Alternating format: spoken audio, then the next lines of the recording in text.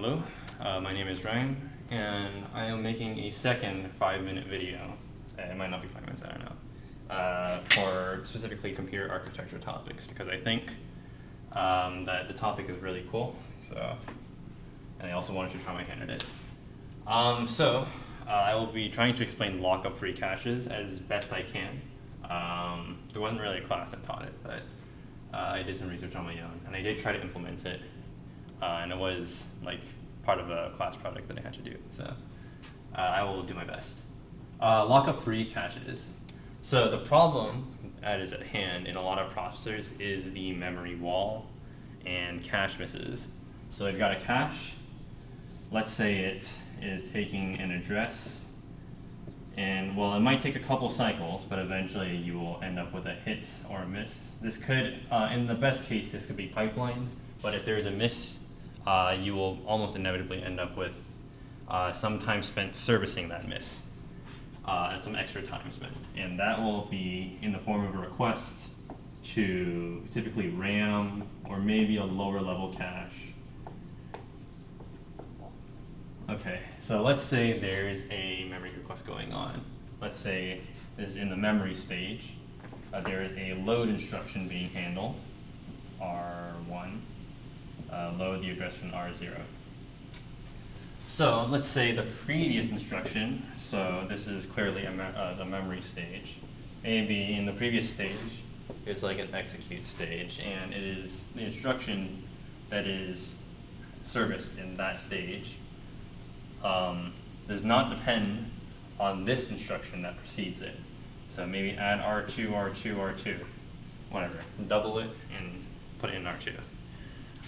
So if this instruction doesn't depend on this one, and this instruction is just sitting here, causing a stall, waiting for memory to happen, wouldn't it be really nice to take the non-dependent instruction and have it keep moving forward while this miss is being serviced? And this is sort of one of the driving notions behind lockup-free caches. They're called lockup-free caches or non-blocking caches because they don't lock up on a miss. So, sort of the high-level idea behind it is that you would have an basically a register that contains relevant information about the instruction. For example, if it's a load, typically you're trying to load into a register. So. And usually this information will be enough to be, allow the instruction in whatever form it is to proceed into the next stage. So this is like the next stage is pipeline register. This might be like glue logic for deciding what do I do with all of these components in the memory stage, or like pipeline registers. Basically you have an MSHR to hold the instruction that had a miss. Things like what register should I put the data in once I get the value back from RAM, and other things as well, as you might see in the future. So yeah, once you have that, actually, the values in MSHRs are quite architecture dependent, but this would be just one very common piece of information. Okay, so once that happens on a hit, the glue logic might decide. Actually, before we even allocate to the MSHR, you might have logic to decide: is this valid? Is this holding information about an instruction being serviced right now? And if not, then maybe we can allocate to this misstatus holding register. And in such a case, the load will be in here, and we can keep going with the add instruction. The add instruction goes over here. It totally does not care about the miss being handled right now. Actually, it doesn't even require the memory stage at all. It just moves on to the next stage because this is an integer instruction. It doesn't matter. It doesn't care about memory. But more interestingly, what if we have another load, and this load that comes after this one is independent? let's see. So let's say it moves into the memory stage. Well, like that. Let's say it's here now.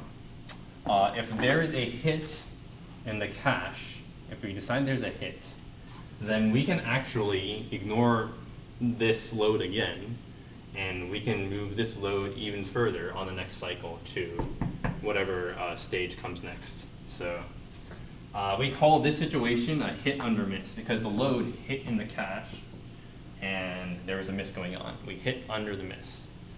And if there is a miss, well, then you have to stall in this case because, well, if we just ignore this load instruction, we lose the correctness property. But we can design our processor with even more MSHRs. And what we can say is, okay, let's service this load instruction in parallel with this load instruction. So, like that. And in this way we can, elide the miss latencies of multiple misses, sorry.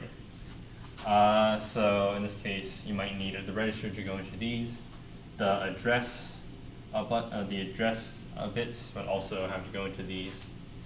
And yeah, and you can also make another memory request to RAM based on the this. And this is really nice because not only do you elide 2 loads, you also get to make 2 parallel requests to RAM, which, memory parallelism is always a good thing for increased throughput. So that is why lockup-free caches are super nice.